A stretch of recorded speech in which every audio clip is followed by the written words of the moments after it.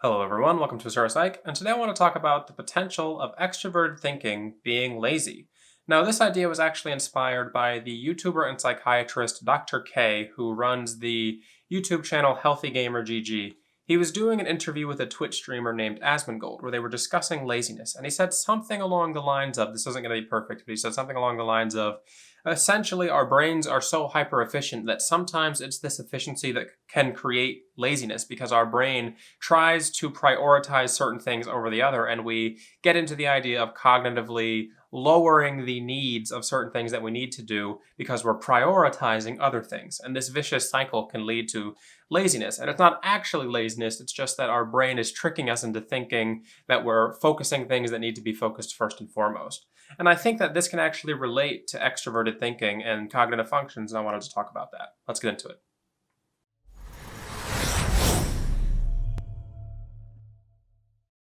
One thing that's interesting to look at is if you look at people who are considered lazy or people who consider themselves lazy, a lot of the times you'll note that they're still able to get things done, and when they put energy into getting things done, they're usually able to do it pretty quickly, and at the very least, they get it done to the bare minimum. Now, what's interesting about this is you'll notice that these types of people, the people who are lazy, will often spend less amount of time completing a task than someone who considers themselves not lazy. And it's because the person who is lazy recognizes that they can often get things done in a shorter amount of time, and therefore they will spend less energy in the process of doing it, and they don't have to devote as much mental energy in doing it, and therefore they're going to spend less time on doing it. Now, this is actually something that I think I frequently see with types who are higher in extroverted thinking, especially as they're growing up. So this is going to be your TJ types. Now, you might see this as well in the EFPs who have tertiary extroverted thinking. One thing that they'll start to do once they begin to develop extroverted thinking is they'll get into the habit of recognizing how easily their mind lets them complete and focus on tasks related to things like school, work, and other things of similar nature.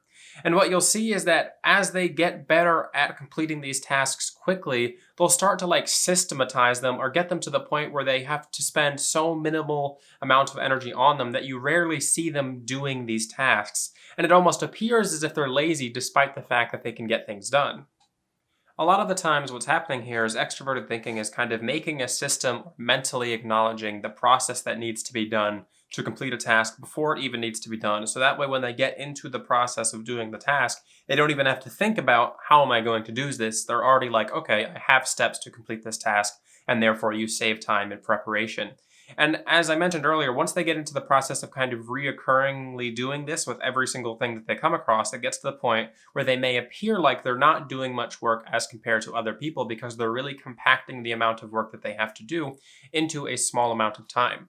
My family, friends, and wife even will often note, I never see you recording or I never see you doing work related to your YouTube and stuff. And for me, it's because I'm very good at scheduling and making sure that I have all of these things done in the amount of time that I need when other people aren't here. So essentially, when people aren't in the house, I hyper prioritize getting all my work done and making sure that things are going to be completed. And therefore, people who aren't there during those, 2 to 4 hours aren't going to see me doing anything. And therefore, it's going to appear like I am lazy to others. It's going to appear like I'm not doing much because I'm not spending all of my time on work. Instead, I'm just putting all of my work into a shorter time blocking, making sure that I complete things when other people can't see it. Now, this is where you'll often get the issue of some people will perceive themselves as lazy if they're this type of person. Like, oh, I don't spend my entire day doing work, therefore I must be lazy. Now, this is kind of a mental cognitive trap. If you're the kind of person who's able to efficiently get things done and you don't spend 24/7 working on the things that you feel like you should be doing, I wouldn't think it's right to consider yourself lazy, and instead more so you're making sure that you get your priorities done. And that's going to be the difference between what I would consider a real lazy person and somebody who's kind of efficient and they're doing all their things in a short amount of time. As somebody who is really lazy isn't getting the basic necessities and requirements done. They're not able to complete these things by the time that they need to. And you might find that occasionally the person who is hyper efficient is going to start missing these things or putting them off because they think of them as a lower priority. Essentially, like, I don't need to get this thing done by a specific point, so why should I do it now? And Dr. K talks about this in his discussion with Asmongold. Essentially, he says something along the lines of, if something doesn't have an end date to it, people who are hyper efficient are going to push it off and push it off and push it off because there's no mental need to get it done now, and they can prioritize getting other things done. I know for me, as someone who has higher extroverted thinking as an INTJ, having a deadline is extremely helpful for making sure that I do things in a timely manner. Essentially, I can get things done when I want to do them, but it's much easier for me if something has a deadline to it that I can kind of use as a motivator, essentially. Just when I was watching that interview with Dr. Kay and Asmongold, I've been having this thing that I'm supposed to be working on related to research because I'm a research assistant. And I was like, oh, there's no end date. It was just like, at your convenience, do this thing. And I was like, okay, I'll just do it whenever. And I've had time to do it. And it's been 2 months now and I still haven't done it. So I saw that and I was like, oh man, I really am just kind of putting it off and putting it off and putting it off because to me it's not a priority because it doesn't have an end point. It's not something that I need to do right now. So I sat down that same day and I just did it. It only took me like an hour, but I'd been putting it off for 2 months. And I thought to myself, that's such an interesting trap to fall into, where we can so easily start to think of these things that don't have an endpoint as something that we can just keep putting off. And it gets to the point where eventually we put it off so much that it no longer needs to be done, or we miss the opportunity that was associated with it. And I think it's really important for types who are really good at being efficient and getting things done to make sure that they don't fall into this trap of just being like, oh yeah, I can do it later because it's not a priority now. And you'll find with the people who are quote unquote, true lazy, they're just going to put off like everything and they're not really going to care. And to them, the outcome doesn't matter. But the thing that you'll really see is that people like me, for example, and people with higher extroverted thinking, maybe, for example, I think introverted thinking types can resonate with this as well, but it's mainly aimed at those extroverted thinking types who tend to systematize most things.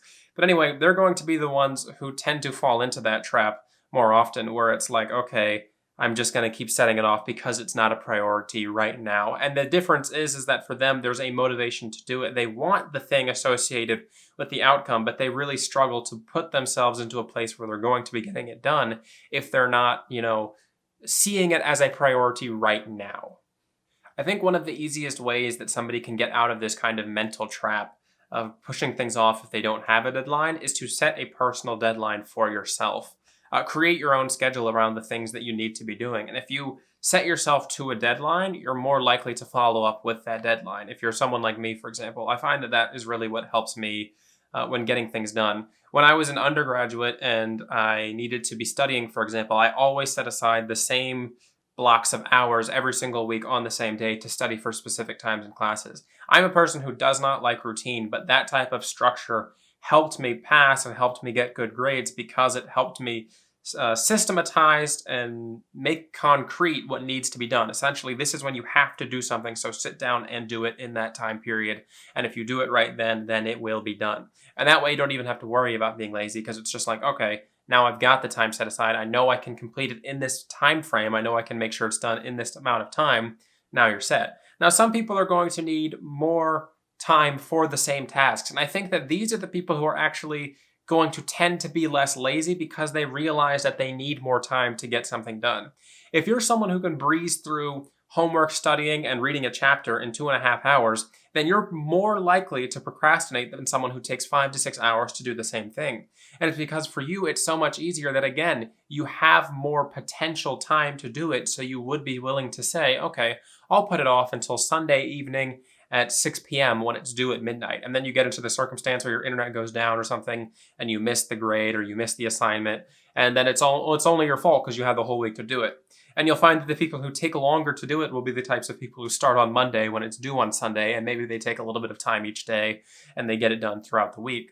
Now, I think, again, it's just really important to, set your own schedule, set your own deadlines, and make sure that you're going to be doing things when they need to be done and giving yourself time at the end. Now, I know some people tend to get more motivated as that deadline approaches, but I think for the extroverted thinking types, you're going to find yourself in a healthier mindset if you allow yourself to get those things out of the way. I know for me personally, every time that I check something off in regards to work or completing a task, it feels really good. It's like a weight lifted off my shoulder, something that I no longer have to do, and my schedule is now freed up around whatever I want to do outside of that time period. So try to get yourself into that kind of mindset around the things that are interesting and important to you, whether it's school, personal life, work, anything. All right, everybody. I hope you've enjoyed this discussion on extroverted thinking and laziness and just laziness in general. I think this was a really interesting topic, and I was really inspired by that video from Dr. K. And I actually recommend his channel if you're interested in seeing psychology and mental health help and that type of stuff, because it really is an interesting channel. Even though it's designed and aimed towards gamers, a lot of the things that he talks about on that channel are very universally applicable, in my opinion. So go check that out if you want. Other than that, I would like to remind people that I do have personality typing sessions available at my website at starpsych.com if you're interested in working with me to find out what your personality type is and what that means for you. This has been Star from Starpsych. Have a good one.